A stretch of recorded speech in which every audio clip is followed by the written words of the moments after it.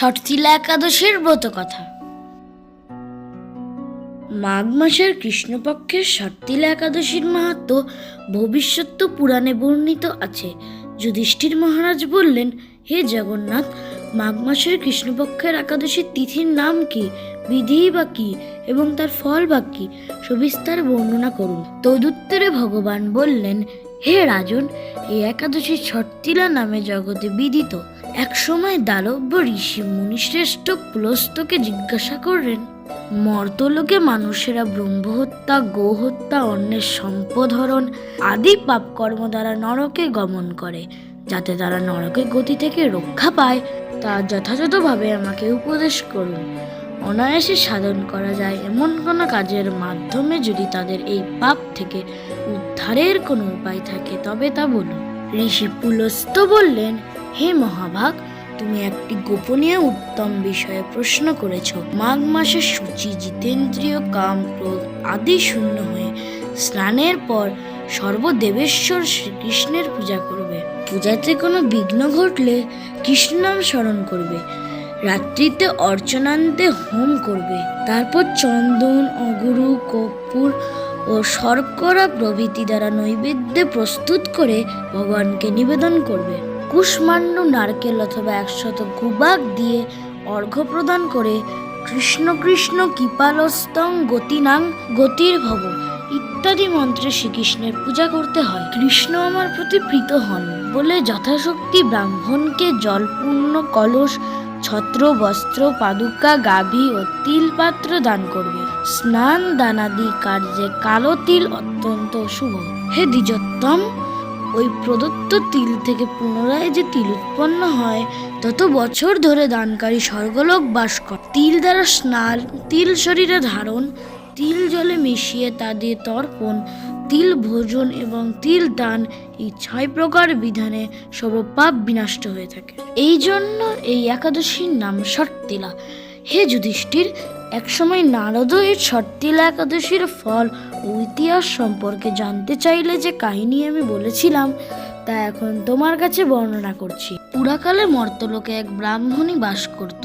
সে প্রত্যহ ব্রত আচরণ ও দেব পূজা পরায়ণা ছিল। উপবাস ক্রমে তার শরীর অত্যন্ত ক্ষীণ হয়ে গিয়েছিল। সেই মহাসতী ব্রাহ্মণী অন্যের কাছ থেকে দ্রব্যাদি গ্রহণ করে দেবতা, ব্রাহ্মণ, কুমারীদের ভক্তি ভরে দান করত, কিন্তু কখনো ভিক্ষুককে ভিক্ষাদান ও ব্রাহ্মণকে অন্নদান করেনি। এইভাবে বহু বছর অতিক্রান্ত হলো। আমি চিন্তা করলাম, কষ্টসাধ্য বিভিন্ন ব্রত করার ফলে এই ব্রাহ্মণের শরীরটি শুকিয়ে যাচ্ছে। যে যথাযথভাবে বৈষ্ণবদের অর্চনা করছে কিন্তু তাদের পরিতৃপ্তির জন্য কখনো অন্নদান করেনি। তাই আমি একদিন কাপালিক রূপ ধারণ করে তামার পাত্র হাতে নিয়ে তার কাছে গিয়ে ভিক্ষা প্রার্থনা করলাম। ব্রাহ্মণী বলল, হে ব্রাহ্মণ, তুমি কোথা থেকে এসেছো, কোথায় যাবে তা আমায় বলো। আমি বললাম, হে সুন্দরী, আমাকে ভিক্ষা দাও। তখন সে ক্রুদ্ধ হয়ে আমার পাত্রে একটি মাটির ঢেলা নিক্ষেপ করলো।